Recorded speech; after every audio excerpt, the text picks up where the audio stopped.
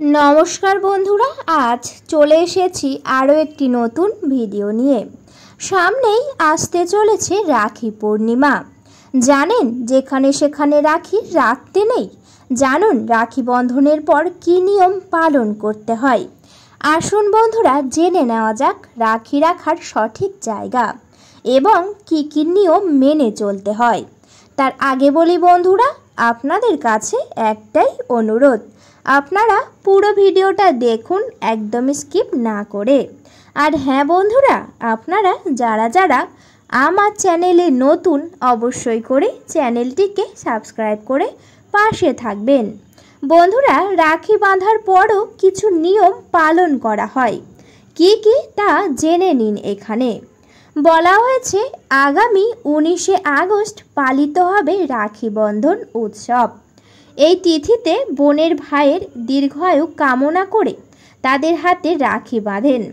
আবার ভাই বোনকে নিরাপদ ও আনন্দে রাখার প্রতিশ্রুতি দেন। শাস্ত্রে ভাইয়ের হাতে রাখি বাঁধার কিছু নিয়মও উল্লেখ রয়েছে, যা পালন করলে সুফল পাওয়া যায়। কিন্তু রাখি বন্ধনের পর ভাইরা যখন হাতে থেকে রাখি খুলে রাখেন তখন কোনো নিয়ম মানে না। শাস্ত্রে রাখি বাঁধার পাশাপাশি খোলার ক্ষেত্রেও কিছু নিয়ম উল্লেখ রয়েছে।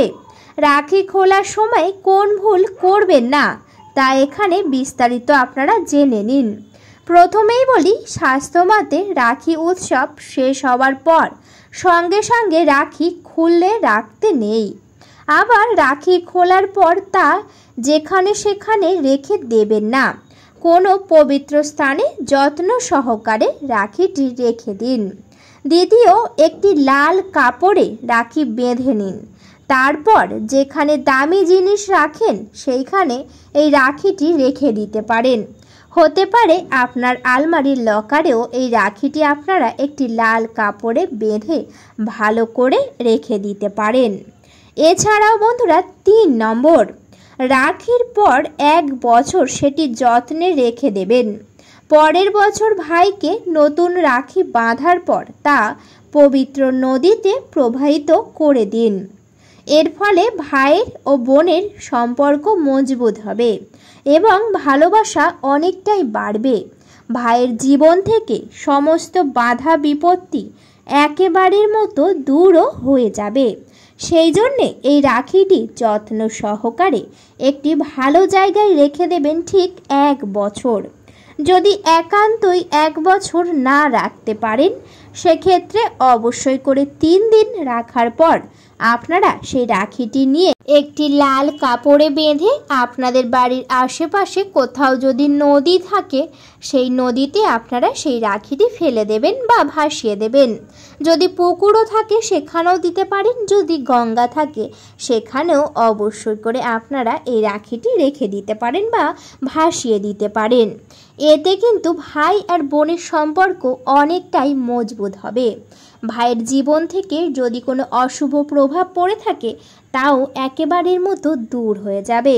বন্ধুরা 4 নম্বর, ধর্মীয় ধারণা অনুযায়ী কখনো ভাঙা রাখি বাড়িতে রাখতে নেই।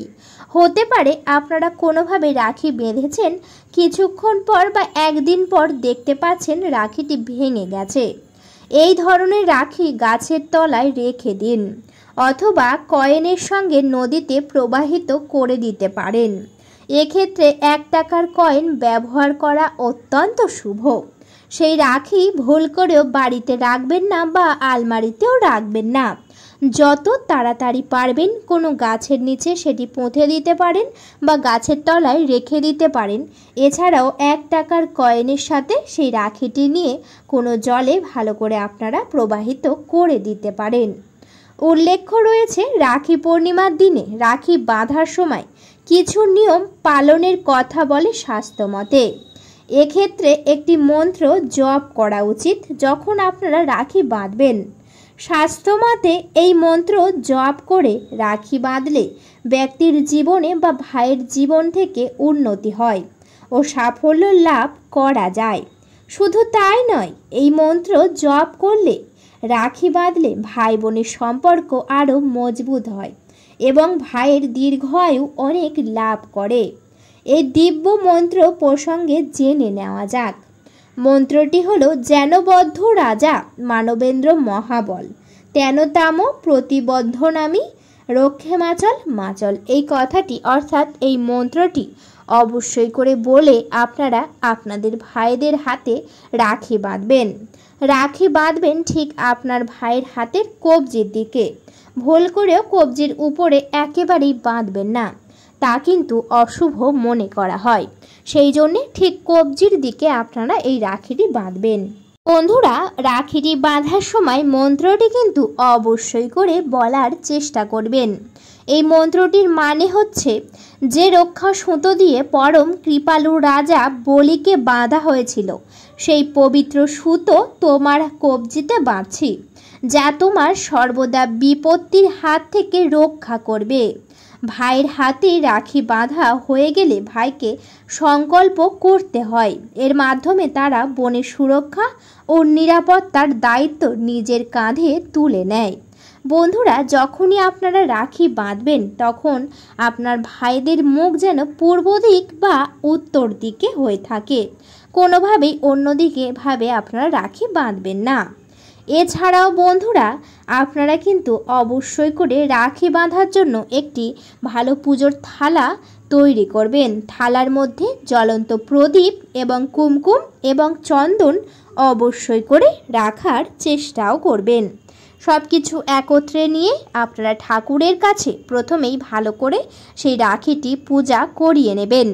তারপরে সেই রাখিটি নিয়ে আপনারা অবশ্যই করে আপনার ভাই বা দাদার হাতে পরাবেন। এই উৎসবে কোনোভাবেই কালো জিনিস ব্যবহার করতে নেই।